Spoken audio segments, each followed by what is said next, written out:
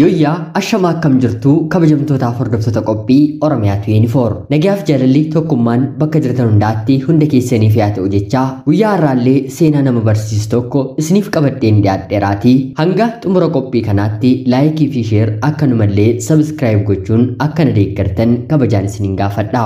Sa'aatii tokko keessatti doolaara 5 hanga 150 appilikeeshinii hojii garaagaraa namaaf kennuun maallaqa gaarii nama argamsiisuu danda'u hojiiwwan sasalphoo xixiqqoo fi hanga gurguddaatti dubbisuu fi barreessuu haga danda'aniitti keessatti argaman waan jiraniif liinkii appilikeeshinii kanaa komentii viidiyoo kanaa kan jalqabaarraa buufachuun ammuma galmooftanii carraa keessanii yaaluu dandeessu. Kallachumaan gara qophii guyyaa har'aatti kan isin dabarsu ani Gammachiis Tashoomeedha.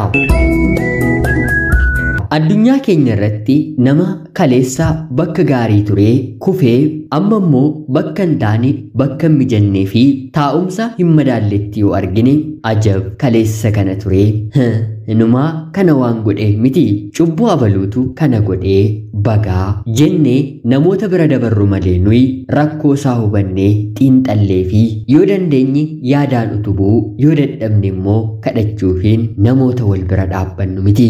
Hedduun keenyi kufaatii hiriyaa keenyaatti kan gammannu milkaa'uu dadhabuu obboloota keenyaatti kan quba qabnu itti qoosnudha.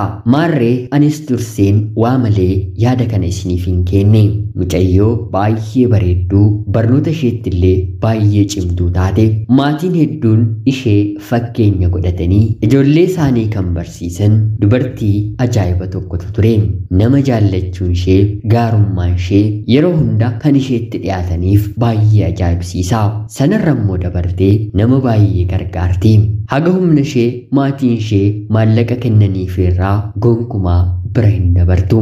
Maarree mucayyoon kun kanaan qofa otoo hin taane seenaa jaalalaa isheetiin illee baay'ee amanamtu. Namni hundis akkuma ishee amanamaa, tolaa, qajeelaa kan itti fakkaatudha.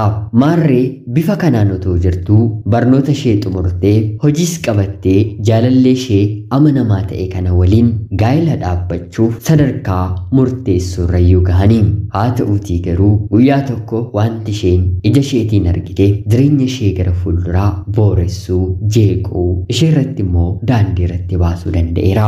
Wanti kunis akkanadha.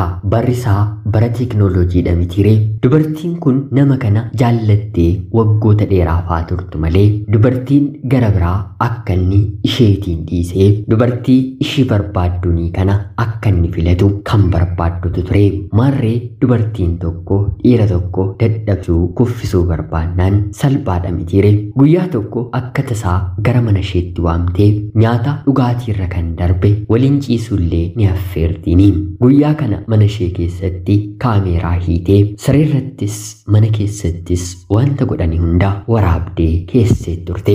Kan ijji arge ijaan arganii namatti dubbachuun amantaafillee nama rakkisa. Teeknooloojiin ammaa kaameeraadhaan ragaan qabatame garuu baay'ee ulfaataadha. Dubartiin jaalallee ishee barbaaddu kuni viidiyoo sa'aatii tokko ol jaalallee ishee waliin teessee of waraabdee ni kennitiifi utuu gaa'ela hin dhaabbatiin dura waan kana ilaalii murteeffadhu jettiini.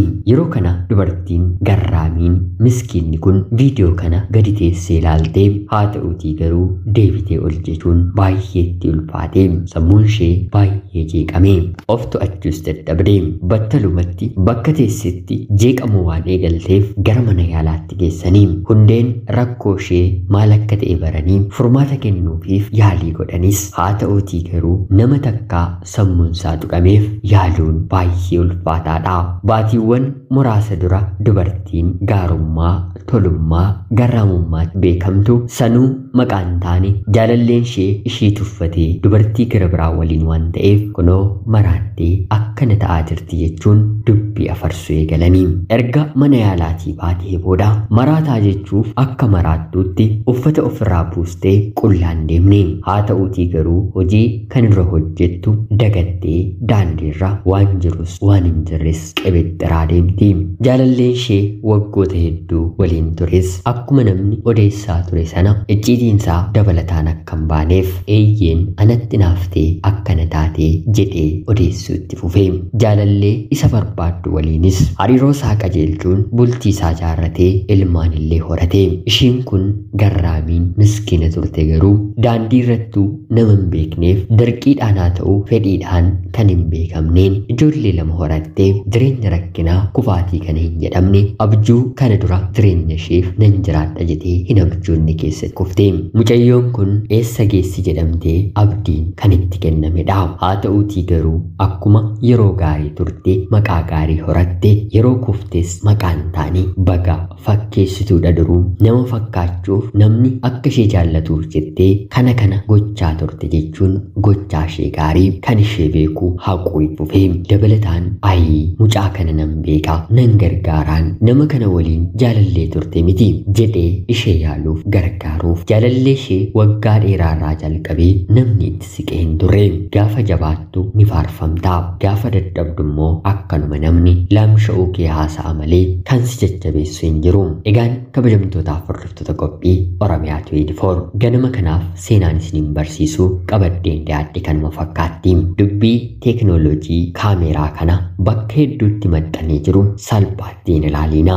Har'a biyya keenya keessatti illee bakka hedduu seeneera. Hoteelonni fayyadamnu, manni fincaanii, manni qaama dhiqannaa garaagaraa dhoksee waraabee viidiyoo akkanaa toora sooshaal miidiyaaf gurguruuf hojii koodha jedhee kan itti seeni tokko lama miti. Kanaaf of eeggadhaa. Biyyoota gara biraatti dalagamaa kan ture biyya keenya keessa seeneera isin jechuun barbaada. Qophiin sa'aatii kanaaf isiniif qabaddeen dhiyaadhe kanuma fakkaatti.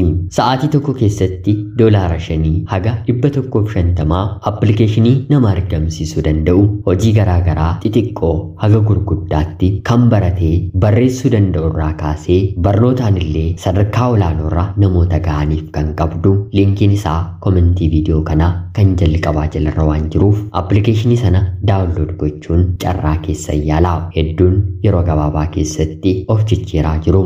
Qophii gara biraatiin hanga walitti deemnutti bakka jirtan maraan turtii gaarii.